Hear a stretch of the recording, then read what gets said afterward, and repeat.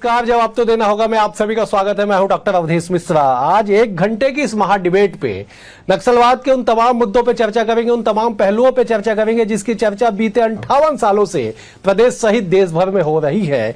नक्सलवाद के काले अध्याय के अंत की ओर बढ़ने का जो दावा किया जा रहा है, बस्तर में सुनहरी सुबह आने की जो बात कही जा रही है, उसके पीछे की सच्चाई क्या है और सुरक्षा बलों ने जो अदम्य साहस दिखाया उसका परिणाम क्या रहा, इन तमाम पहलुओं पर चर्चा करेंगे।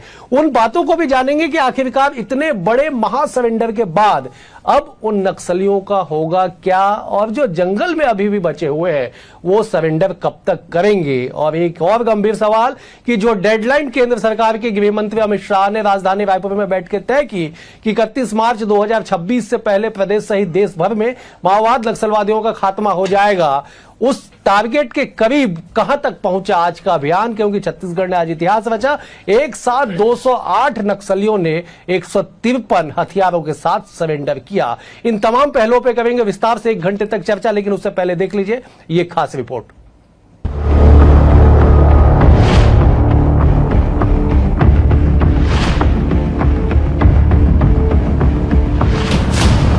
बस्तर, यह शब्द सुनते मात्र से ही आंखों के सामने भय का अंधेरा छा जाता था।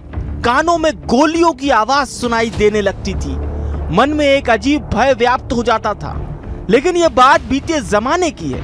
आज बस्तर न केवल बदल रहा है बल्कि पूरी तरह से बदल चुका है। राज्य गठन के साथ विरासत में मिले नक्सलवाद का दंश बस्तर की जनता ने 25 साल भोगा भोगा।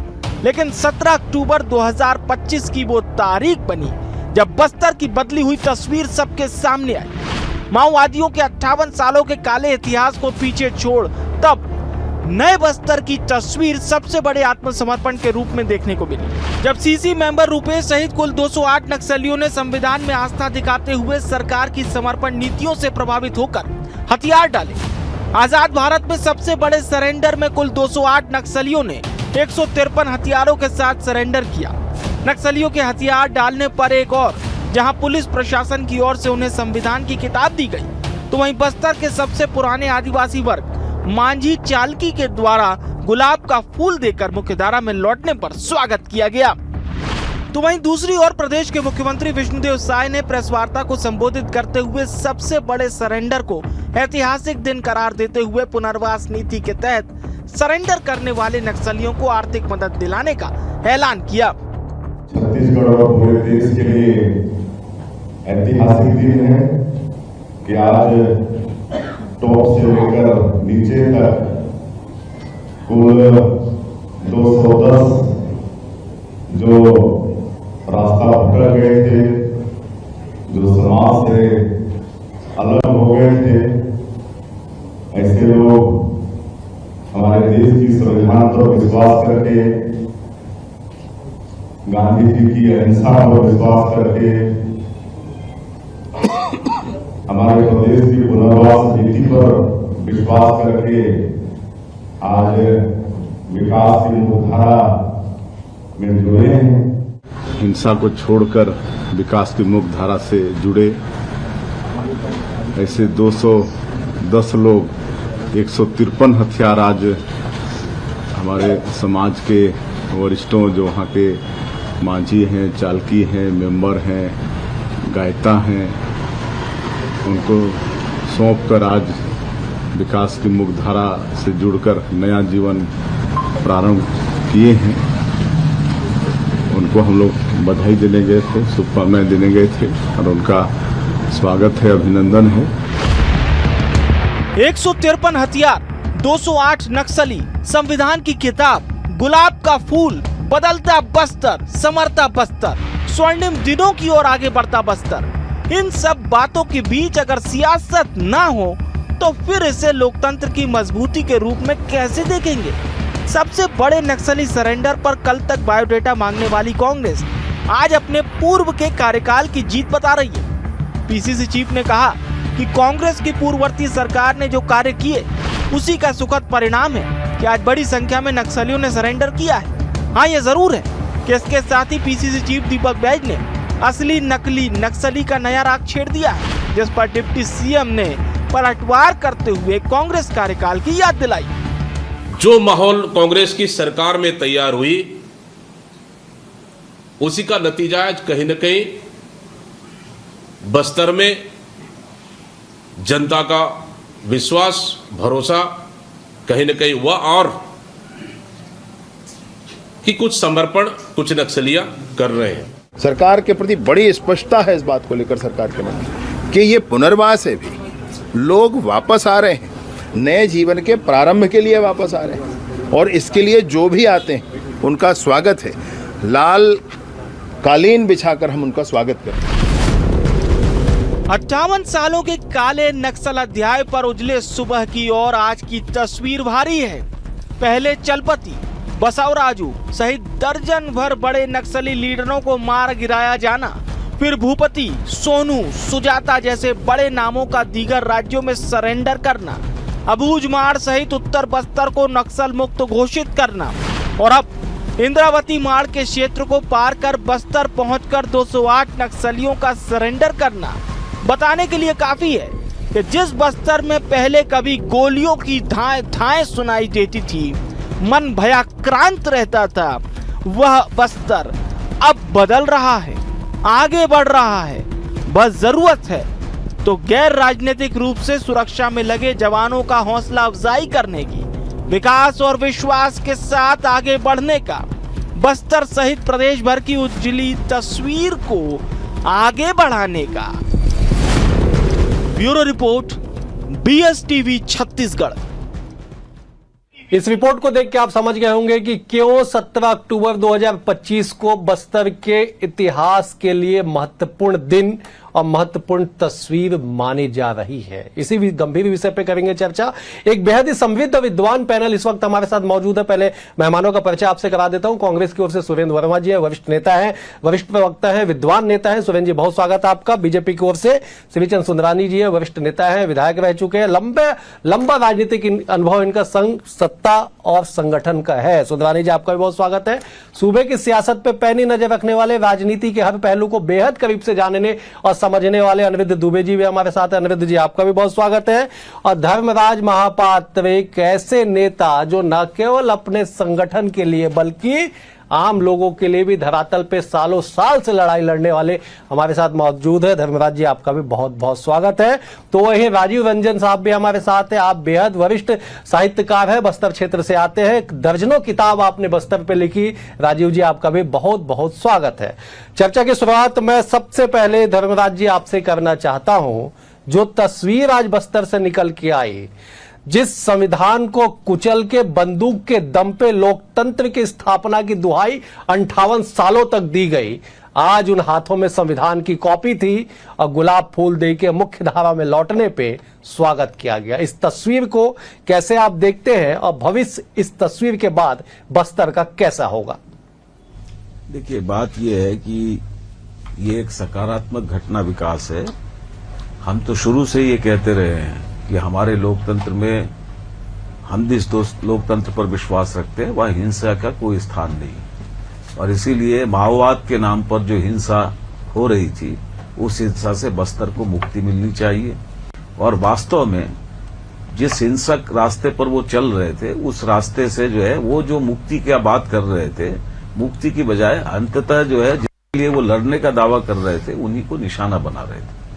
अगर वो ये मुख्य धारा में शामिल हो रहे हैं तो निश्चित रूप से सकारात्मक घटना है। दूसरी बात ये है कि ये भी एक महत्वपूर्ण पहलू है कि जिस नक्सलवादी से पश्चिम बंगाल में नक्सलवादी आंदोलन का उदय हुआ, उसी नक्सलवादी के अंदर मार्क्सवादी कम्युनिस्ट पार्टी और वामपंथी पार्टियों की पश्चिम बंगाल में सरकार रही, और उन्होंने बहादुरी के साथ न केवल उसका मुकाबला किया बल्कि इसके पीछे की पृष्ठभूमि से अवगत होते हुए नक्सलवादी से ही नक्सलवाद का उन्मूलन किया था। उसका नतीजा है कि जिस कनू सन्याल चारू मजुमदार ने नक्सलवादी से नक्सलवाद के आंदोलन की शुरुआत की, बाद के दिनों में या जीवन के अपने अंतिम दिनों में उन्होंने खुद ये तय किया था कि ये रास्ता सही नहीं है। बिल्कुल सही। तो इसलिए अगर वो हिंसा छोड़कर, हथियार छोड़कर हमारे देश के लोकतंत्र, हमारे देश की लोकतांत्रिक संस्थाएं, हमारे संविधान पर आस्था व्यक्त करके अगर मुख्य धारा में शामिल हो रहे हैं तो निश्चित रूप से ये स्वागत योग्य कदम है। ठीक है धर्मराज जी, मैं लौटता हूं। मैं जब एक बार राजीव रंजन जी का रुख करता हूं। राजीव जी, आज की तस्वीर क्या संदेश देती है उन बस्तर वासियों के लिए, उन जल जंगल जमीन के लिए सालों साल से लड़ने वाले आदिवासियों के लिए, आपके लिए, हमारे लिए, पूरे प्रदेशवासियों के लिए क्या संदेश इस तस्वीर के माध्यम से है? जब एक बार समझा दीजिए। आप शब्दों के जादूगर हैं, बड़े वरिष्ठ साहित्यकार हैं, आपने दर्जनों किताबें लिखी हैं। जब एक बार समझाइए इस तस्वीर के मायने और मकसद क्या, राजीव जी। देखिए 80 के दशक में जब माओवाद आंध्र प्रदेश तेलंगाना की तरफ से पेनिट्रेट करते हुए बस्तर की तरफ आया था और धीरे धीरे उन्होंने यहाँ के कुछ मुद्दों में से अपने आप को जोड़ करके जब अपनी पहचान बनानी शुरू की थी, तो लोगों को ऐसा लगा था कि शायद आम लोगों के हमदर्द यहाँ पर चले आए हैं। लेकिन फिर समय के साथ उनका वास्तविक चेहरा सामने आया और ये कभी भी नहीं था कि नक्सलवाद बस्तर की आंतरिक समस्या या बस्तर का इनहेरेंट आंदोलन है। नक्सलवाद कभी भी बस्तर का आंदोलन नहीं था। वो आसपास के राज्यों के कारण, यहाँ पर क्योंकि 5 राज्यों की सीमाएं मिलती थी, बस्तर में वो उन्होंने सुरक्षित पनाहगार के रूप में इसका चयन किया और यहाँ पर वो आए। तो 80 से आरंभ होकर के आज तक मैं आपको इस बात को बहुत मतलब गर्व के साथ कहना चाहता हूं कि मैंने अपने जीवन काल में ऐसा दिन देख पाऊंगा जब हम बिल्कुल विश्वास के साथ ये कह सकेंगे कि अब नक्सलवाद आखिरी सांसें ले रहा है। केवल कुछ दिनों की बात है। बस्तर को हमने स्वर्ग से नर्क होते हुए देखा है और अब ये उम्मीद कर सकते हैं कि नर्क से स्वर्ग की फिर से यात्रा जो है अब इस बड़े सरेंडर के साथ शुरू होगी। अबूझमाड़ नक्सलियों का आधार इलाका रहा है। आधार इलाका किसी भी गुरिल्ला युद्ध के लिए एक अनिवार्य शर्त होती है। चूंकि आधार इलाका से मुक्ति की घोषणा कल हुई है और अगर यह सत्य है कि नक्सलवादियों से उनका आधार इलाका छिन गया है, तो यकीन मानिए कि अब उनके पास गुरिल्ला या छापामार युद्ध नीति के तहत अपनी गतिविधियां आगे बढ़ाने के लिए कोई दूसरा सुरक्षित पनाहगार छत्तीसगढ़ या बस्तर के भीतर तो कम से कम नहीं है। इसलिए निश्चित ही वो धीरे धीरे समाप्त हो जाएंगे और मुझे लगता है कि इस समय जो हिड़मा या देवा जैसे जो पोस्टर बॉय रह गए हैं नक्सलवाद के जो बस्तर के, ये समय पर्यंत या सप्ताह भर या 10 दिनों के भीतर जब ये देखेंगे कि समय जो है अब उनका रहा नहीं, तो हो सकता है कि वे सरेंडर कर दें या जिस तरीके से फोर्स अपना काम कर रही है ये वे उन्मूलित कर दिए जाएं। तो मुझे लगता है कि ये ऐसी सुबह है जो जिसकी आपने बेहद महत्वपूर्ण टिप्पणी की कि जो कुछ पोस्टर बॉय बचे हुए हैं वो जरूर इन तमाम तस्वीरों को देख के जंगल से निकल के लोकतंत्र में आस्था जगाएंगे। इसलिए भी मैं कह रहा हूं और इसलिए भी विश्लेषण किया जा रहा है क्योंकि कल हमने जब रुपेश के बयान को सुनाया अपने दर्शकों को, तो रुपेश ने एक शब्द कहा कि हमारे सामने सबसे बड़ी चुनौती अपने आप को सुरक्षित रखने की है। इस लाइन के साथ मैं सवाल लेकर अनिरुद्ध जी के पास जाता हूं। अनिरुद्ध जी, जरा उस लाइन को डिकोड कीजिए आप। रुपेश ने कहा कि हमारे सामने सबसे बड़ी चुनौती जिंदा रहने की है। अगर एक दुर्दांत नक्सली जो सालों साल तक अपने संगठन के लिए कार्य करता रहा हो और प्रेस विज्ञप्ति जारी करके लोगों तक, मीडिया तक, लोकतंत्र तक वो संदेश पहुंचाता रहा हो जो संदेश वो पहुंचाना चाहते थे, तो ऐसे व्यक्ति का जीवित रहना ही चुनौती बन गया जब जंगल के भीतर। तो जब इसको एक बार डिकोड कीजिए जरा। देखिए अवधेश जी, इसमें क्या है कि एक बात रही है जो खुलकर कभी सामने नहीं आई। ये सीधा मामला जो है आंध्र प्रदेश से जुड़ा हुआ है। आंध्र प्रदेश में काफी पहले जो है उस समय तेलंगाना नहीं बना था, तो एक कोशिश हुई थी कि बातचीत के रास्ते से जो है कोई ना कोई इसका समाधान निकाला जाए और बातचीत का सिलसिला बताते हैं उस समय शुरू भी हुआ था, लेकिन कुछ ऐसा तालमेल बिगड़ा कि जिससे सारी चीजें धरी की धरी रह गई। लेकिन एक चीज हुआ था उस समय, आंध्र प्रदेश में जो फिर नक्सलवाद नहीं के बराबर रहा, तो कुछ चीजें तो मिटी, लेकिन मिटने वहां जो चीजें मिटी और दूसरी जगह बढ़ी, लेकिन वो मिटने और बढ़ने के बीच में जो है एक बहुत बड़ा जो है प्रश्न चिन्ह खड़े होते रहा और वह प्रश्न चिन्ह आज भी जिंदा है। और यही कारण है कि रुपेश ने कहा तो उसमें कहीं ना कहीं वो जो बातें जो मैं आंध्र प्रदेश का जिक्र कर रहा हूँ उसमें वो छुपी हुई है, लेकिन इसके बारे में खुलकर बोलना उचित नहीं होगा। और जिज्ञासु लोग हैं, अगर इस पर गहराई में जाएंगे तो उस चीज को बहुत अच्छे से समझ पाएंगे अवधेश जी। लेकिन मेरा एक चीज ये कहना है समर्पण पे, और आपके ही ये BS टीवी में 2 बार जब और डिबेट हुआ था नक्सलवाद पे, तो मैं कुछ ऐसे जो है उदाहरण रखा करता था लेकिन उसमें रखता था तो मुझे भी अपने आप में मन में ये कौन होता था सवाल कि समसामयिक है या ऐसा तो नहीं कि जो मैं कह रहा हूँ असामयिक है। और उसके दो तीन छोटे छोटे उदाहरण मैं दूंगा क्योंकि यहाँ पे जो बहुत सारे कहने वाले हैं। देखिए क्या है कि एक आत्मसमर्पण का उस समय जो है चंबल की बीहड़, चंबल की घाटी, जो बीहड़ और जो डकैतों की जो समस्या देश में बहुत चर्चा में रहती थी, तो उस समय एक आत्मसमर्पण की जो कहानी जो है लिखने की शुरुआत उस समय हुई। तो उस समय जयप्रकाश नारायण जी 80 के दशक में थे, समाजवादी नेता। तो उस समय माधो सिंह और सिंह ऐसे बड़े बड़े डकैत थे, उनके साथ जो है 100 से ऊपर उन लोगों ने आत्मसमर्पण किया। और देश के उस समय जो है सबसे ज्यादा बिकने वाली जो पुस्तकें होती थी मनोहर कहानी और सत्य कथा, उसमें एक स्टोरी हुई। फिर उसके बाद जो है कांग्रेस की सरकार रही अविभाजित मध्य प्रदेश में, तो अर्जुन सिंह जी मुख्यमंत्री थे। तो उस समय मलखान सिंह और घनश्याम उर्फ घनश्याम उनके साथी, ये एक आत्मसमर्पण का बहुत बड़ा चैप्टर था और वो भी समारोह पूर्वक रहा।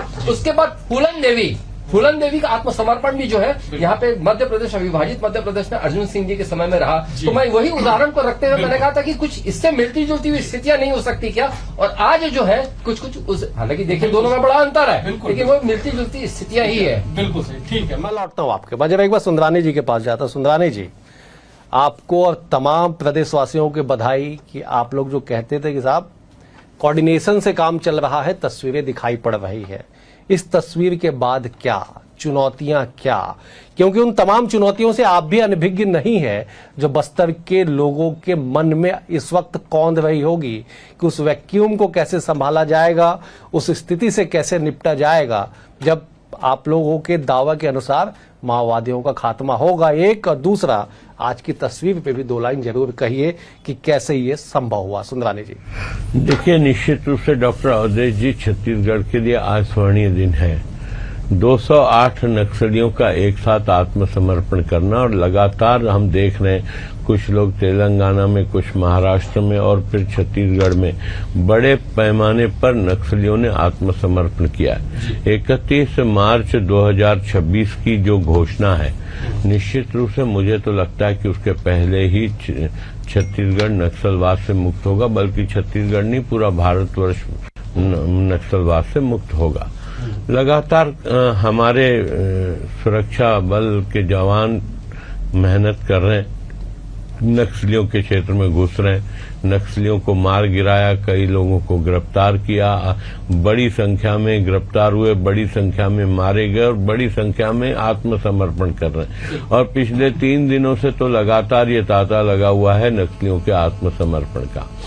तो निश्चित रूप से कहीं न कहीं इच्छा शक्ति का मामला है। माननीय हमारे गृह मंत्री अमित शाह जी और फिर मुख्यमंत्री विष्णुदेव साय हो या विजय शर्मा जी गृह मंत्री के रूप में हो, केंद्र सरकार और राज्य सरकार की संयुक्त रणनीति का एक हिस्सा हो, कहीं न कहीं एक बड़ी सफलता की ओर छत्तीसगढ़ जा रहा। मैं छत्तीसगढ़ की जनता को बहुत धन्यवाद भी देता हूं, बधाई भी देता हूं, सुरक्षा बल के जवानों को भी धन्यवाद देता हूं जिन्होंने नक्सलियों के मन में भय पैदा किया और आज आत्मसमर्पण के लिए मजबूर किया। इसमें जवानों की बहुत बड़ी भूमिका है। अमित शाह जी के कहीं न कहीं मनोबल की विजय है।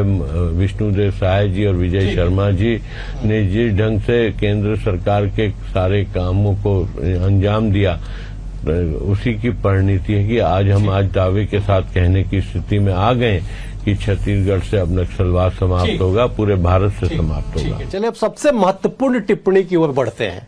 सबसे महत्वपूर्ण इसलिए क्योंकि लोकतंत्र में विपक्ष की भूमिका सबसे अहम मानी जाती है उन तमाम कमियों और खामियों को उजागर करने के लिए जिसके दम पे लोकतंत्र को और अधिक मजबूत किया जाए। सुरेंद्र जी हमारे साथ मौजूद है। सुरेंद्र जी, पीसीसी चीफ कल तक बायोडेटा मांगते थे कि साहब बायोडेटा दीजिए ना जिन नक्सलियों का सरेंडर हो रहा है। आज भी इन्होंने कमोबेश उसी लाइन को आगे बढ़ाया है कि असली नकली नक्सली की एक बात उन्होंने कही। जरा बताइए कि जो दावे किए जा रहे हैं बस्तर में माओवादियों के खात्मे को लेके, और एक साथ अगर 208 नक्सली सरेंडर करे 153 हथियारों के साथ और संविधान की किताब लेके मुस्कुराते हुए फोटो खिंचाए, तो इस पे सियासत क्यों हो, जरा ये भी समझाइएगा। अवधेश जी, इसमें कोई संदेह नहीं है कि इतने बड़े पैमाने पर समर्पण नक्सलियों के द्वारा किया जाना लोकतंत्र की जीत है। हमारे सुरक्षा बल के जवान जो मोर्चे पर तैनात है, उनके शौर्य और पराक्रम की जीत है।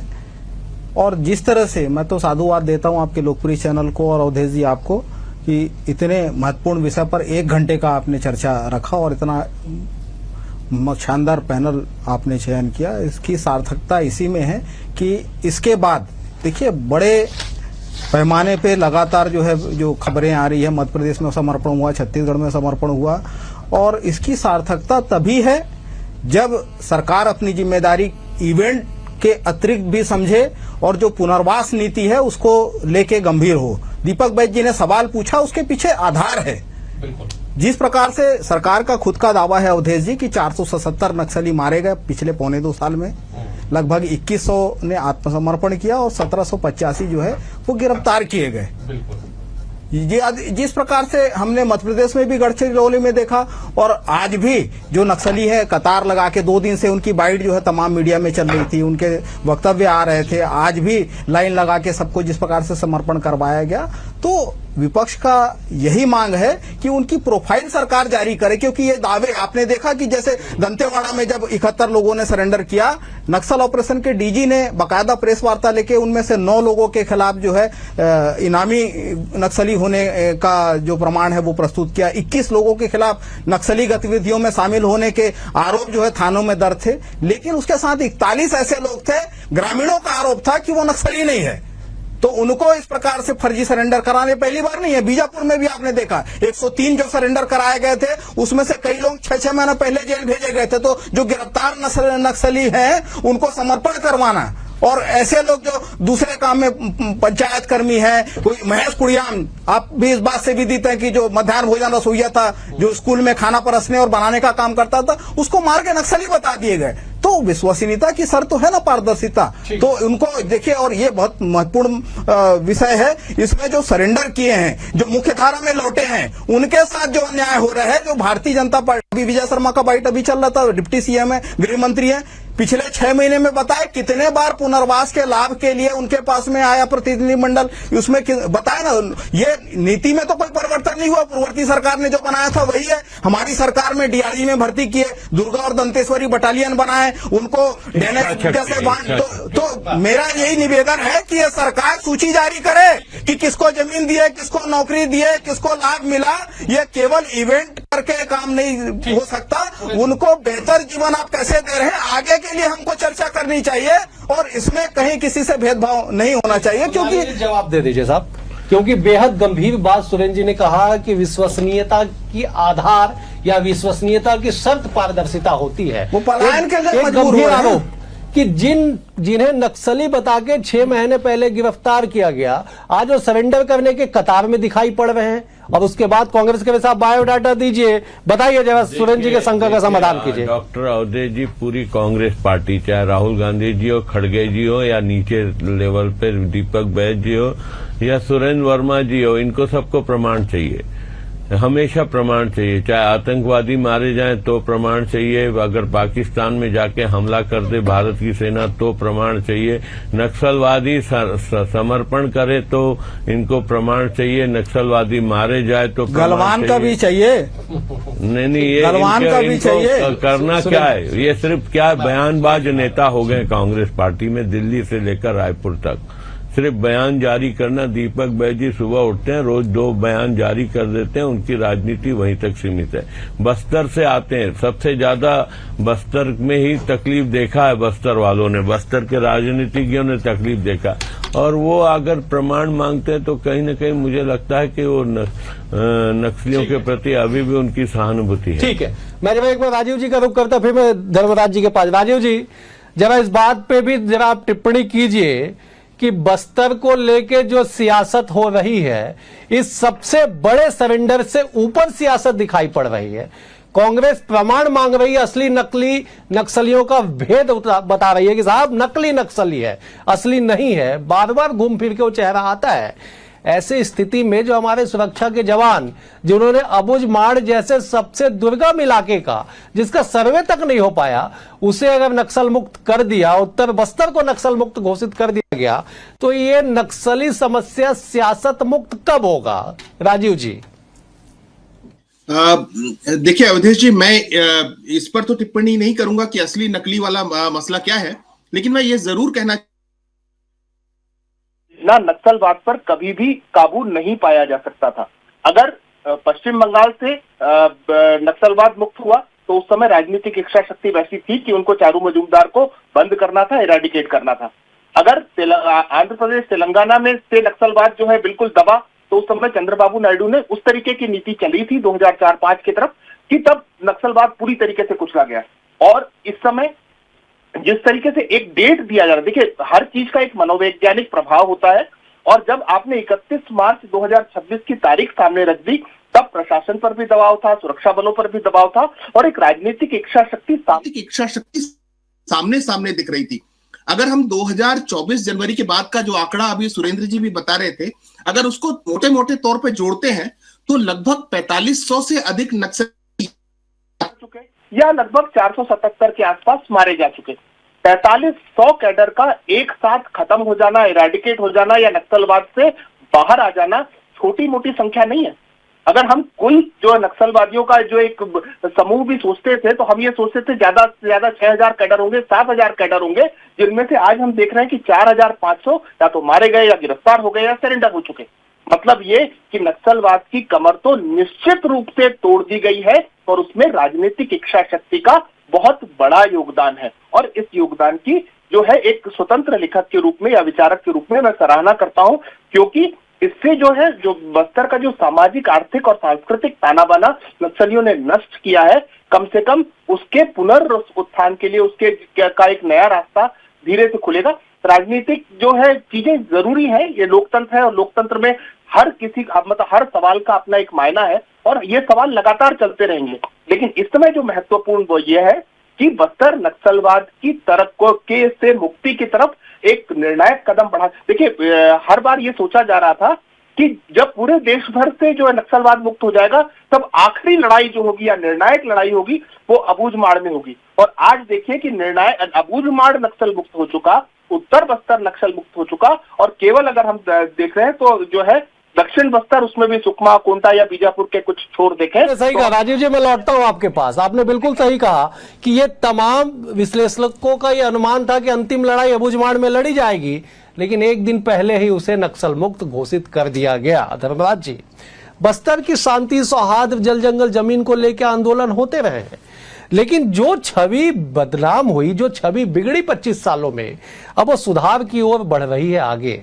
ऐसे में जनता की उम्मीदें और अधिक शासन प्रशासन से बढ़ जाती है। आप बेहद ही एक जन नेता हैं, लगातार संघर्ष करते हैं आप मुद्दों को लेके। ऐसे में क्या चुनौतियां आप देखते हैं जिन पे विचार करके जल्द से जल्द निर्णय लिया जा सके? धर्मराज जी, देखिए, सबसे बड़ी बात यह है, बस्तर को स्थायी शांति चाहिए ना। अगर आप ये जो इवेंट से या जो सवाल हमारे साथी उठा रहे हैं, बीजापुर की हो, दंतेवाड़ा की घटना हो, उसके बारे में जो तथ्यात्मक बातें भी आ रही हैं, तो सरकार को इसका स्पष्टीकरण देना चाहिए, निसंदेह देना चाहिए।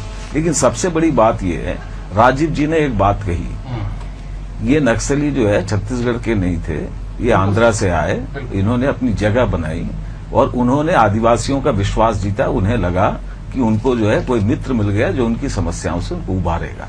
मूल प्रश्न क्या है, नक्सलवाद का विस्तार का आधार किसने दिया? आधार दिया वही सरकारों ने, जो सरकारें सत्ता में प्रदेश की उस समय रही हो, आज रही हो। ये तो भाजपा की सरकार अभी है, ऐसा नहीं है ना। 15 साल भी इस प्रदेश के अंदर भारतीय जनता पार्टी की सरकार थी।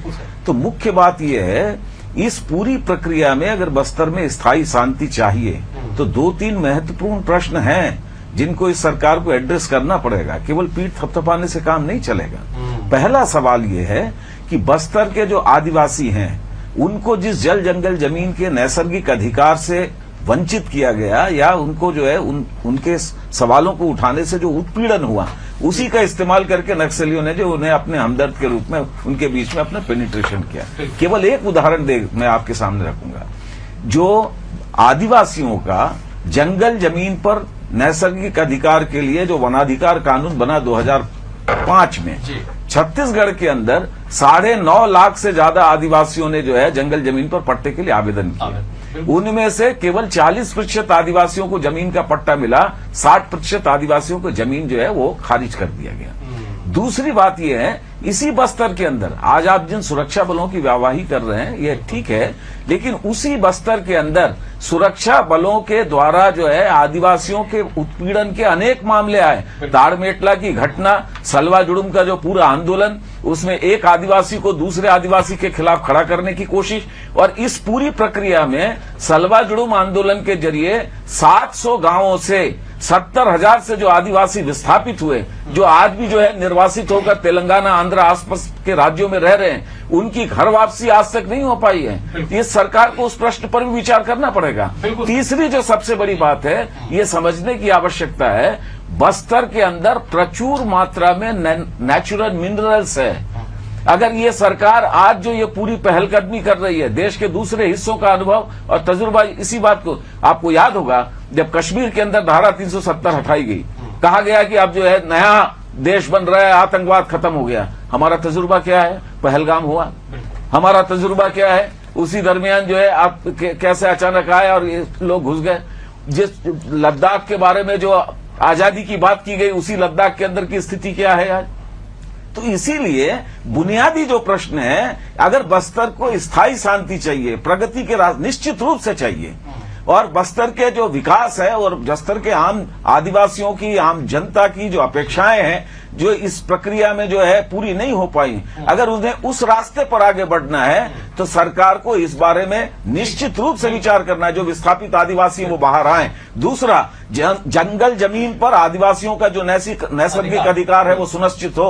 और तीसरा, वहां जो प्रचुर मात्रा में नेचुरल मिनरल्स है, जिस पर उसका एक ही उदाहरण है, आप देख लीजिए नगरनार का कारखाना बना, उस कारखाने के लिए जमीनें अधिग्रहित हुई, अब उसके निजीकरण की बात हो रही है। आपको ये मालूम है पूरे देश के अंदर कोयला खदान हो, एयरपोर्ट हो, हवाई अड्डा हो, हर चीज पर नियंत्रण देश का कौन कर रहा है? और हर चीज, अब छत्तीसगढ़ के अंदर पूरे जो कोल मिनरल्स है, कोल माइंस है, वो उसका पूरा आधिपत्य कौन हो रहा है? एक पेड़ मां के नाम और दूसरी तरफ जो है पूरा जंगल, हसदेव का जंगल जो है अदानी के नाम। ये जो मुहिम चल रही है, अगर उस नजरिए से आप जो बुनियादी मुद्दे हैं उनको अगर आप संबोधित नहीं करेंगे, और आदिवासियों का ये जो भरोसा अगर आ रहा है, उस भरोसे को एड्रेस करके अगर कदम नहीं उठाएंगे, बात भरोसे का, शांति नहीं हो पाएगी। बात भरोसे का। सुंदरानी जी, बेहद गंभीर सवाल है, जवाब दीजिएगा कि भरोसा अगर डिगा तो बड़ी चुनौती सरकार के सामने, जिम्मेदारों के सामने होगी।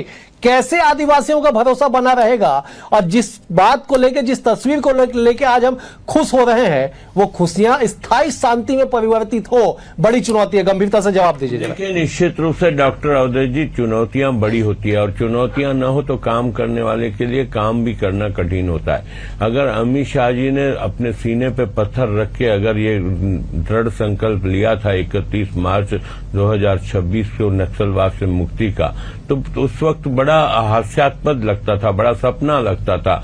और लेकिन जिस प्रकार से कार्रवाइयां हुई, लगातार नक्सलवाद को समाप्ति की दिशा में हम आगे बढ़ रहे हैं, तो अब लगने लगा है कि निश्चित रूप से जो अमित शाह कहते हैं वो करके दिखाते हैं। और आज चुनौतियां हैं, आदिवासियों का विश्वास भी इसी से बढ़ेगा ना। अगर वहां उनके क्षेत्र में नक्सलवाद का सफाया हो जाता है, नक्सलवाद से मुक्त हो जाता, विकास उनके दरवाजे पे पहुंचता है, तो कहीं न कहीं उनका विश्वास तो अपने आप सरकार के प्रति और भारतीय जनता पार्टी के प्रति होगा। ठीक है, जो विकास से विश्वास बढ़ाने की आप बात करें, सुरेंद्र जी जरा जवाब दीजिएगा।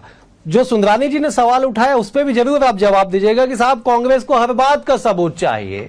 बड़े बड़े नेता, सोनू जाके तेलंगाना में समर्पण कर दे, सुजाता समर्पण कर दे, भूपति समर्पण कर दे, चलपति को मार गिराया जाए, बसव राजू को ढेर कर दिया जाए, रुपये सरेंडर कर दे, उसके बाद भी कांग्रेस को सबूत चाहिए। जरा उस सबूत पे जवाब दीजिएगा, और इस बात का भी जवाब जरूर दीजिएगा कि बतौर विपक्ष अगर राज्य या देश किसी बड़े चुनौती से पार पाने जा रहा है, तो बतौर विपक्ष कुछ सकारात्मक सुझाव भी जरूर आप लोगों के पास होगा, क्योंकि सरकार चलाने का सबसे लंबा अनुभव इस देश में कांग्रेस पार्टी को है। तो सुझाव भी जरूर बताइएगा। बहुत महत्वपूर्ण बात महापात्रा जी ने कहा, बस्तर में स्थायी शांति जो है लोकतंत्र के लिए आवश्यक है। ये जो इवेंट बाजी है ना, मैं पहले भी कहा, और जिस प्रकार से उन्होंने किस इवेंट की बात कर रहे हैं आप? बार-बार किस इवेंट की बात कर रहे हैं?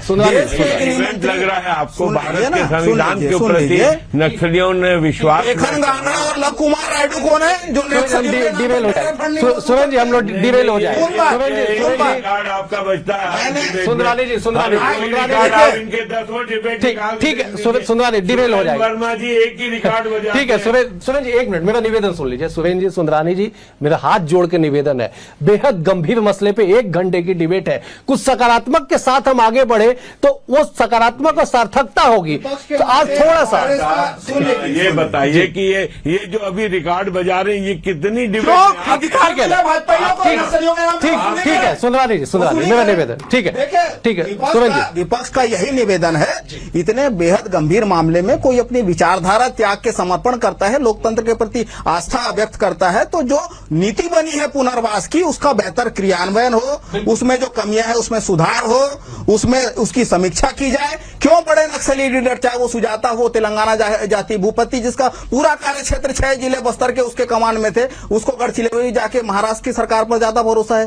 क्या ऐसा कारण है? केवल आज जैसे जो है सीसी मेंबर रुपेश है, उसके अतिरिक्त जो है अब, और ये कहना भी, देखिए एक प्रक्रिया होती है अवधेश जी, आप विद्वान पत्रकार हैं, जब किसी जिले को नक्सल प्रभावित क्षेत्र की सूची से बाहर किया जाता है, केंद्रीय गजट पे नोटिफिकेशन होता है, बिना नोटिफिकेशन के आप उस एरिया से वाकिफ हैं, जो अबूझमाड़ का एरिया है, नारायणपुर जिला है, वहां राजस्व सर्वे हमारी सरकार में हुआ। आज भी 70% एरिया ऐसा है जहां आप जा नहीं सकते, वहां बीचों बीच एक रोड निकला है, उसके आसपास ही आप जा सकते हैं। तो ये क्या आधार है कि आप उसको नक्सल प्रभावित जिला की सूची से बाहर कर दिए? तो ये इवेंटबाजी नहीं है तो क्या है? उत्तर बस्तर को आप गायब कर दिए। 4 साल पहले कोंडागांव जिले को इसी तरह से बाहर किया गया था, कल एक महिला नक्सली वहां की स्थानीय है, उसको समर्पण करवाए। तो या तो यह समर्पण झूठ है या नक्सल प्रभावित जिलों की सूची से गायब करना जो है आपका इवेंट है। तो मूल बात, सरकार में बैठे लोगों को देखिए, अति आत्मविश्वास सही नहीं है, इसमें कोई संदेह नहीं है कि नक्सलियों की कमर टूट गई है, वो बैकफुट पे आ गए हैं। लेकिन पिछले 3 महीने के दौरान आप देखिए 8 शिक्षा दूत मारे गए हैं, भाजपा के 2 कार्यकर्ता मारे गए हैं। अपने कार्यकर्ताओं की चिंता करो। एक बड़े अधिकारी हैं, रायपुर शहर के आकाश राव थे, उनकी शहादत हुई है। 1 ट्रक बारूद आपको याद होगा उड़ीसा सीमा से इसी छत्तीसगढ़ से गायब हुआ, आज तक पता नहीं चला, महीना 1.5 महीना पहले की घटना है। तो कितने लैंडमाइन इस बस्तर में बिछे हैं, कितने हथियार अभी बाकी है? अभी जैसे चर्चा हो रही थी चुनाव के पहले, यही दावा करते थे कि नक्सलियों की संख्या 10 से 12,000 15,000 तक हो सकती है। तो कुल संख्या आपके समर्पण, मारे गए और गिरफ्तार किए तो 4200-4300 है। तो उसके दुगनी संख्या में तो बाकी है ना, शहरों में गिरफ्तारियां हो रही है, रायपुर में, कोरबा में। तो मूल बात जो असमानता है, आप भी इस बात से भीतित हैं अवधेश जी, असमानता इस सरकार में बढ़ रही है कि कम हो रही है? जल जंगल जमीन के लूट जो है, नंदराज पर्वत अडानी को दिया कि नहीं? तो अडानी का विकास जो है बस्तर का विकास नहीं हो सकता। नगरनार प्लांट आप दीपम की साइट खोल के चेक कर लीजिए, यही प्रधानमंत्री और गृह मंत्री आज चुनाव के समय सभा में कहते थे नहीं बिकेगा, आज सेल लगा के रखे हैं। बेला टीला पर्वत बेच दिए, 4 माइंस अभी खोले। तो ये चीजें जो है पारदर्शिता होनी चाहिए, उनको जो ठगा हुआ महसूस नहीं होना चाहिए। जो पुनर्वास नीति में भरोसा किया है, आपको सूची जारी करनी चाहिए, कितने को आपने नौकरी दिया, कितने को अपने वादे के अनुसार जमीन दिया, किस क्या क्या योजनाओं का लाभ मिला। 500 यूनिट तक फ्री बिजली कहते हैं पुनर्वास नीति में, ये तो आम जनता के बिजली बिल हाफ योजना को खत्म कर दिया। सुरेंद्र जी में लौटा, मैं जब एक बार अनिरुद्ध जी का रुख करता, फिर मैं राजीव जी के पास जाऊंगा। अनिरुद्ध जी, जब एक बार समझाइए ना, थोड़ा इस पर टिप्पणी कीजिए ना, कि जो तस्वीर निकल के आई उसके पीछे भी दर्जनों सवाल अगर लोकतंत्र में उठे तो जवाब देना बनता है। साहब, जब तक आप पारदर्शिता नहीं रखेंगे तब तक विश्वसनीयता कायम धरातल पर नहीं होगी, कागजों में कुछ भी हो। और कांग्रेस अगर बार बार एक सवाल उठा रही है तो उसके पीछे का कांग्रेस का तर्क है, लेकिन क्या केवल सियासत के लिए सवाल उठाए जा रहे या वास्तविकता कुछ है? क्या आपका अनुभव कहता है अनिरुद्ध जी? देखिए, क्या है कि 80 के दशक से नक्सलवाद जो है अपने छत्तीसगढ़ में है, और निश्चित रूप से जब इतना बड़ा जो चल रहा है अभियान, तो कई सवाल तो उभरेंगे ही अवधेश जी। जैसे राजीव रंजन प्रसाद जी ने वहां पे हिड़मा का और उसका भीमा का उल्लेख किया है। यहाँ पे ज्यादा दिन की बात नहीं है, ये सितंबर के पहले हफ्ते की बात है कि खबर आई कि कुख्यात नक्सली हिड़मा को दंडकारण्य का सेक्रेटरी बनाया गया। मतलब वो आप उसके तो गांव में रिपोर्टिंग भी करने गए थे पुअर्ती में, निश्चित रूप से पुअर्ती में बहुत बड़ी सफलता हासिल हुई। लेकिन ये है कि अभी हिड़मा का रोल बाकी है, कि ये ना हो कि पिक्चर अभी बाकी है, जैसे एपिसोड होता है ना, तो और है पार्ट 2 पार्ट 3। खैर, और दूसरी बात ये, आप गौर करिए इस बात को कि राजीव रंजन प्रसाद जी ने भी उल्लेख किया और महापात्र जी ने भी उल्लेख किया, जो चारू मजुमदार और वहां पे चारू मजुमदार और उनके जो और लोग भी रहे हैं। वास्तव में बहुत बड़ा प्रश्न तो यह है कि नक्सलवाद जो है नक्सलबाड़ी से शुरू हुआ, पश्चिम बंगाल से शुरू हुआ, वहां बिल्कुल उसका खात्मा हुआ, और दूसरी बात सलवा जुडूम का भी उल्लेख आया इस डिबेट में। तो निश्चित रूप से देखिए क्या है कि पहला सवाल आपने रुपेश को लेके किया था, अविश्वास वाली आपने बात की थी, तो क्यों, तो उसका जवाब मैंने दिया। लेकिन ये है कि देखिए चारू मजुमदार की तो संदिग्ध परिस्थितियों में वहां पे पुलिस हिरासत में डेथ हुई थी। कानू सान्याल जी ने डिप्रेशन की स्थिति में आत्महत्या की थी, मतलब जो जन्मदाता थे। और दूसरी बात यह है कि जब सलवा जुडूम को लेकर कानू सान्याल जी से सवाल हुआ था तो उन्होंने इस बात पे जो कहा था कि ये जो है अभियान नहीं होना था, ये उनकी बात आई थी। और रही बात देखिए क्या है कि और गौर करने लायक बात है कि आत्मसमर्पण की, ठीक है कि आज जो है बहुत बड़ा घटनाक्रम रहा रुपेश, जो 1 करोड़ से ऊपर के इनामी नक्सली, क्योंकि ये दावे होते थे कि सबसे ज्यादा बड़ी और अच्छी पुनर्वास नीति जो है छत्तीसगढ़ की है। लेकिन फिर यही प्रश्न उठ रहा था कि जब वहां पे जो सुजाता, जो यहाँ पे जो है किशन जी की पत्नी, किशन जी की तो हत्या वहां पे पश्चिम बंगाल में हुई थी, हत्या नहीं कह सकते, मैं वक्त शब्द को थोड़ा सा सुधार देता हूँ, मुठभेड़ में मारे गए थे। सुजाता ने जो समर्पण किया तेलंगाना में, और जो भूपति हैं वेणुगोपाल, भूपति जो है सोनू दादा, वो सुजाता के देवर हैं। और वेणुगोपाल के पहले भी जो वहां पे जो समर्पण हुआ तारक्का का, जो वेणुगोपाल जी की पत्नी है, तो तारक्का ने वहां गढ़चिरौली में किया, फिर उसी गढ़चिरौली महाराष्ट्र का हिस्सा है, तो फिर वहां पे जो है इन्होंने वेणुगोपाल ने समर्पण किया। और फिर झारखंड में भी जो है वहां पे करोड़ के इनामी नक्सली ने किया। बट वहां पे ये प्रश्न ये लगातार उठ रहा था बीच में कि महाराष्ट्र में हो रहा है, मतलब जितने बड़े नक्सली नेता, तो कोई महाराष्ट्र में कर रहा है, तो कोई तेलंगाना में कर रहा है, तो कोई झारखंड में कर रहा है, तो छत्तीसगढ़ में क्यों नहीं। लेकिन आज जो छत्तीसगढ़ में जो इतना बड़ा जो है आज जो है एक सफलता मिली सरकार को, तो कुछ कहने की स्थिति में सरकार तो है, बता सकने की स्थिति में निश्चित रूप से सरकार तो है। ठीक, चलिए मैं लौटता हूं। मैं जब एक बार राजीव जी का रुख करता हूं और एक सवाल के साथ आता हूं। राजीव जी, ये पहली बार संभवतः ऐसा हुआ, आप बेहद अनुभवी है, बस्तर को पहले दिन से जान समझ लिख पढ़ रहे हैं, कि नक्सल मोर्चे पे चौतरफा लड़ाई लड़ी गई, मनोवैज्ञानिक लड़ाई लड़ी गई कि उन पीड़ितों को दिल्ली में ले जाके देश के सर्वोच्च पदों पे बैठे लोगों से 1-to-1 कराया गया। जेएनयू तक लोग पहुंच जाते अपनी बातों को रखने के लिए, अपने दर्द को बताने के लिए। यह मनोवैज्ञानिक युद्ध की स्ट्रेटेजी कैसी रही और इसका परिणाम क्या रहा, आप जरा विस्तार पे एक बार बताइएगा तो लोगों को और थोड़ा सा क्लियर हो जाएगा। राजीव जी, देखिए, मनोवैज्ञानिक लड़ाई बहुत महत्वपूर्ण है और यहां पर मैं एक बात जोड़ना चाहूंगा। देखिए, हम लोग सलवा जुडूम की बार बार बात करते हैं, हमेशा चर्चा में रहा, लेकिन जब सलवा जुडूम समाप्त कर दिया गया तो उसके बाद नक्सलियों ने चुन चुन कर उन लोगों की हत्याएं की जो लोग सलवा जुडूम से जुड़े हुए थे। लेकिन इस बात पर पूरे देश में एक बेशर्म मौन फैला रहा, किसी ने उन हत्याओं को लेकर कभी प्रश्न चिन्ह नहीं लगाया।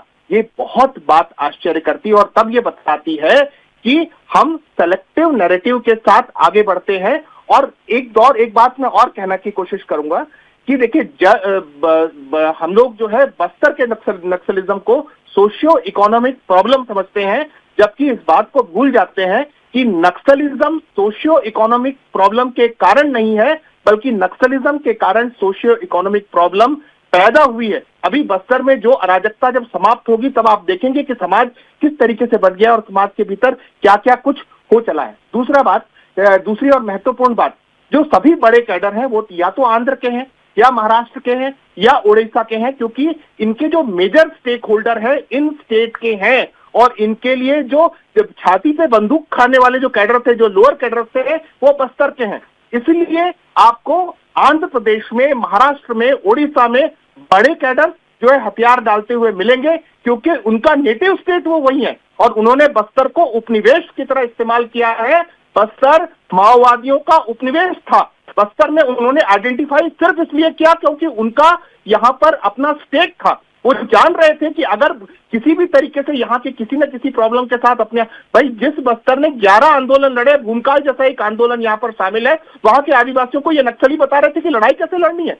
और हम जो है बार बार जो है इस जल जंगल जमीन को नक्सलियों के साथ क्यों जोड़ते हैं। मुझे इस बात को कभी भी, मैं ये कहता हूं कि आतंकवाद का कोई दूसरा प्रतिरूप नहीं, आतंकवाद है और इस लाल आतंकवाद को इसी चेहरे के साथ हमको पहचानना होगा। जितना कुछ उन्होंने बस्तर में नष्ट कर दिया है, जितना हमको पता नहीं कितने साल पीछे धकेल लिया गया, और उसके बावजूद जो है हम किसी न किसी तरीके से उसको जस्टिफाई करते हैं। इसलिए बहुत जरूरी था, आपको याद होगा कि बहुत पहले भी कई बार जन जागरण आंदोलन हुए, सलवा जुलूम हुआ, उसके बाद भी बहुत तरीके के प्रयास हुए, लोगों ने जुड़े, राजनेता उसमें सम्मिलित हुए, लेकिन हर बार चीजें विफल हुई। क्योंकि एक बार महेंद्र कर्मा का मैंने एक इंटरव्यू लिया था, लास्ट इंटरव्यू था शायद उनका।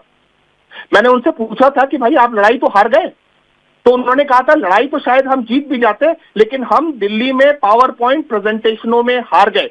तो शायद इस बार पावर पॉइंट प्रेजेंटेशनों की तैयारी ठीक तरीके से की गई थी। इसके कारण जो है, जो शहरी नक्सलवाद है, जो हमेशा बंदूक वाले नक्सलियों की ढाल बना रहता था, उस ढाल को शेल्टर नहीं मिल पाया। इसलिए समानांतर रूप से आप भीमा कोरेगांव प्रकरण के बाद बहुत हद तक ये समझ में आने लगा था कि शहरी नक्सलवाद झूठ नहीं बल्कि एक सच्चाई है। और इस सच्चाई की पुल पट्टी खुलने के बाद से आपने देखा होगा कि धीरे धीरे देश भर में ये जो समझ विकसित हो गई थी कि ना, जो कुछ बंदूक लेकर के छत्तीसगढ़ के भीतर, बस्तर के भीतर चल रहा है, दरअसल वो क्रांति नहीं है। इस समझ ने जो है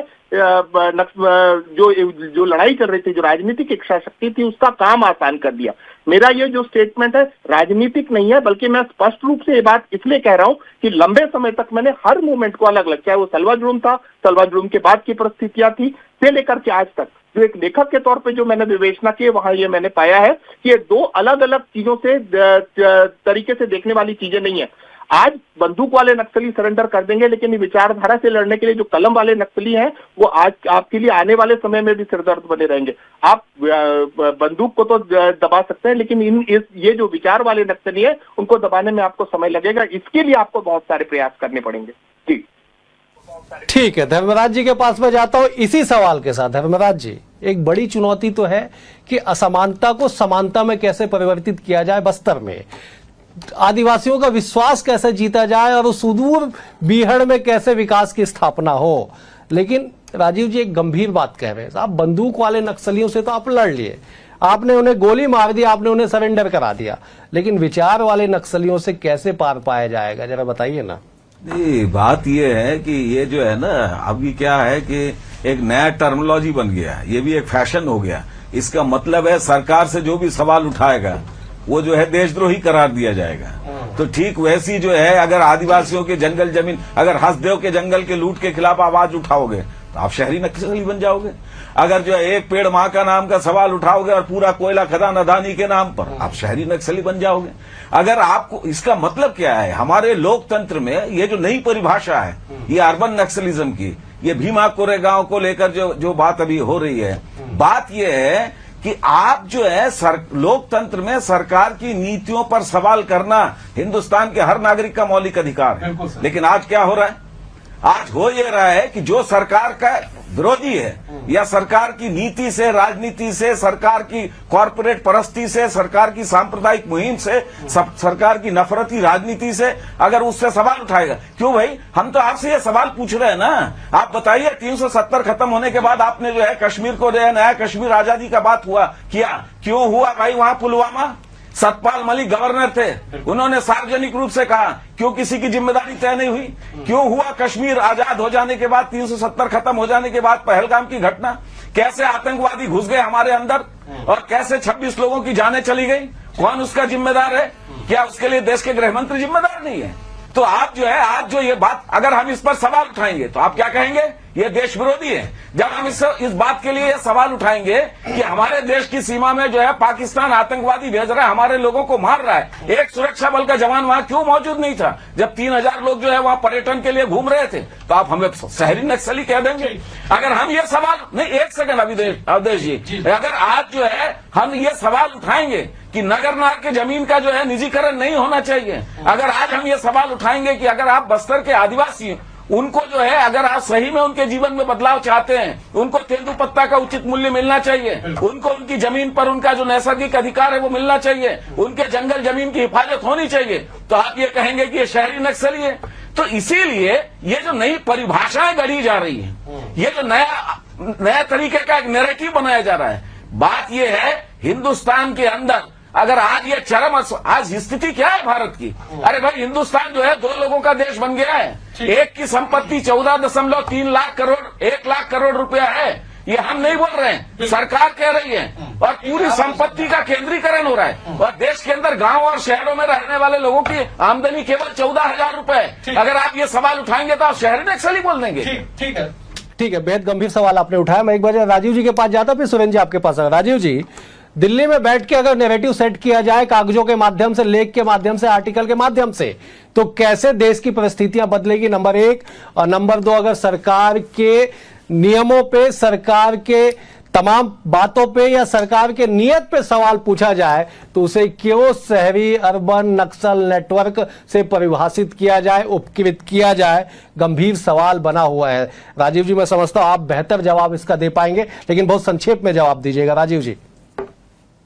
देखिए, बड़ा अच्छा है। मैं जब बस्तर पे काम कर रहा था, जिस सलवा जुड़ुम का दौर था, हम लोग बार बार जब इन चीजों को देखते थे, देखिए मैं एक निरपेक्ष लेखक के तौर पे मैं बात कर रहा हूं, हम जब बार बार ये देखते थे कि मूल समस्याओं पर बात होगी तो वहां पर जो है नर्मदा बचाओ आंदोलन, फलान, हमेशा क्या होता है कि विषय को दूसरे विषय से जोड़ने की कोशिश की जाती है। हम जब कोर नक्सलवाद की बात कर रहे हैं, बस्तर के नक्सलवाद की बात कर रहे हैं, तो उसका आंध्र प्रदेश से, महाराष्ट्र से, गुजरात से सिर्फ इतना ही समस्या है, उतना ही संबंध है कि ये जो क्षेत्र था वो नक्सलवादियों का उपनिवेश था और उपनिवेश के साथ जैसा बर्ताव किया जाता है वैसा ही बर्ताव जो है नक्सलियों ने बस्तर के साथ किया। और हां, उन नक्सलियों को cover fire, walking with the comrades की पुस्तक क्या थी, किस लिए लिखी गई थी, किस उद्देश्य के साथ लिखी गई थी? क्या कहना चाहिए, हेलो बस्तर क्या था, किस उद्देश्य के साथ लिखा गया था? जंगलनामा क्या था, किस उद्देश्य के साथ लिखा गया था? नक्सली क्या खाते हैं, कैसे पीते हैं, कैसे रहते हैं, कैसे सोते हैं? और जब इन सवालों को, इन लोगों को, इनकी मंशाओं के सामने आप प्रश्न उठाएं तो सीधा ये जोड़ दिया जाएगा कि पुलवामा में क्या हुआ, फलाना में क्या। पुलवामा यहां प्रश्न नहीं है, प्रश्न है बस्तर के भीतर 80 के दशक से लेकर आज तक नक्सली क्या कर रहे थे और जब आज उनका उन्मूलन हो रहा है तो वो कितना प्रासंगिक है।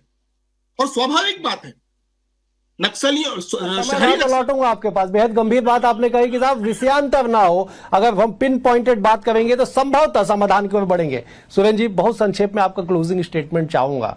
जो स्थितियां बनी और जो स्थितियां दिखाई जा रही है, जो स्थितियों की संभावनाएं जताई जा रही है, वो धरातल पे कितना, कागजों में कितना, सियासत में कितना, जरा सब जा दीजिए जी। हर व्यक्ति जो है समाधान चाहता है। इस पैनल में बैठे लोग जो है बेहद चिंतित है और गंभीर है। इसका समाधान क्या है? सरकार का यह दावा था कि नक्सल प्रभाव से जो गांव मुक्त होगा 1-1 करोड़ देंगे। 2 जिलों में कितने गांव हैं? बस्तर के कम से कम 800 से 1000 गांव होंगे। कितने गांव को 1 करोड़ मिला? 2 जिले घोषित कर दिए ना अभी। तो सरकार को हवाबाजी नहीं करनी चाहिए। सत्ता में बैठे भारतीय जनता पार्टी के लोग जो हल्की बातें करके ऐसे दावे कर रहे हैं, उनको सोचना चाहिए। गंभीर विषय है। आपको जो है पुनर्वास नीति में पुनर्विचार करना चाहिए। जो आरक्षण के लाभ से आपने वंचित रखा है, 2022 से आज तक राजभवन में लंबित है। आदिवासियों के हक जो शिक्षा और रोजगार से जुड़े हैं, क्यों बाधित है? जिस प्रकार से भारतीय जनता पार्टी की सरकार में पहले भी हमने देखा, जस्टिस पटनायक के आयोग हमने गठित की थी, 1379 फर्जी प्रकरण पाए गए। ताड़ मेटला जैसी घटनाएं जो फर्जी मुठभेड़ की थी, ऐसी घटनाएं जब तक होते रहेंगी तब तक जो है नक्सलवाद जैसी जो लोकतंत्र विरोधी ताकतें हैं उनको पनपने का अवसर मिलेगा। ये अभी कह रहे हैं उपनिवेशवाद, छत्तीसगढ़ तो पूरी तरह से अडानी का उपनिवेश बन गया है, कंपनी राज की स्थापना हो चुकी है। तो ये चीजें जो है, आज मैं सुन रहा था एक, देखिए ये ऐसे नहीं होगा। सरकार को गंभीर होने की जरूरत है। सुंदरानी जी, बहुत संक्षेप में जवाब दीजिएगा। ठीक है, और उनका सूची जारी करे, प्रोफाइल क्यों जारी नहीं करती है? ठीक है सुंदरानी जी, बहुत संक्षेप में जवाब दीजिएगा। आखिर में भी वही सवाल है कि सूची क्या जारी होगी, असली नक्सली में क्या पहचान होगा? ठीक है, बहुत संक्षेप में जवाब दीजिएगा। भरोसा जताते हुए जवाब दीजिएगा कि बस्तर में नया सवेरा होगा। बताइए सुंदरानी जी। जहां तक भरोसे की बात है, निश्चित रूप से नया सवेरा होगा। चुनौतियों की बात है, निश्चित रूप से सरकार के सामने चुनौतियां। निश्चित रूप से हम जो कांग्रेस की ये डिमांड है कि सूची जारी हो, कहीं न कहीं गोपनीयता की बात है। ये गोपनीयता भंग करना सरकार का काम नहीं हो सकता, क्योंकि बनाए रखना सरकार की एक बड़ी जिम्मेदारी होती है। मैं अनिरुद्ध जी आपके पास जाता हूं, 10 सेकेंड में माफी के साथ आपसे जवाब चाहूंगा कि आज जो तस्वीर निकल के आई, क्या बस्तर के समृद्ध बस्तर की ओर बढ़ाने के लिए कारगर साबित होगी? निश्चित रूप से देखिए क्या है कि फैशन शब्द का भी इस्तेमाल हुआ है डिबेट में और बहुत सटीक शब्द था। बहुत संक्षेप में ही मैं कहूंगा कि एक ड्रामा था, जिसने लाहौर नहीं देखा वो जन्मा नहीं। हमारे पत्रकारिता के क्षेत्र में भी ऐसा कहना फैशन चल पड़ा था। अगर कहीं आप नक्सलियों के बीच जाकर रिपोर्टिंग नहीं करते हैं तो आपका जीवन जो है पत्रकारिता में आपकी अधूरी है। कुल मिला के बहुत मतलब ये चीजें आगे बढ़ी, तो समय का मैं नहीं बोल पाऊंगा। लेकिन हाँ, एक स्लोगन जो है, बात वही पुरानी होती है जाके, लेकिन बड़ी महत्वपूर्ण होती है। हम सुनहरे कल की ओर बढ़ रहे हैं, जगह जगह ये स्लोगन कभी यहाँ पे रास्ते पे दिखा करता था। तो बस्तर के साथ आज वही स्थिति, और इसके बारे में आज ये कहा जा सकता है कि हम सुनहरे कल की ओर बढ़ रहे हैं। हम सुनहरे कल की ओर बढ़ रहे हैं, लेकिन सबसे बड़ी बात यही है कि तमाम बातों, सियासत और दावों के बीच बस्तर में वासी केवल एक बात चाहते हैं, वो है स्थायी शांति। बिना किसी सियासत के साथ उन्हें उनका मौलिक अधिकार मिले, बस्तर में विकास की बयार बहे। फिलहाल आज इस चर्चा में इतना ही। आप पांचों मेहमानों का बेहद शुक्रिया। सुरेंद्र जी आपका शुक्रिया, सुंदरानी जी आपका शुक्रिया, अनिरुद्ध जी आपका शुक्रिया, महापात्र जी आपका भी शुक्रिया, राजीव जी आपका विशेष शुक्रिया। दिल्ली से आपने बेहद व्यस्त समय से समय निकाला हमारे लिए, आपका भी शुक्रिया। कल एक और विषय के साथ होगी मुलाकात। बने हुए BSTV के साथ। नमस्कार।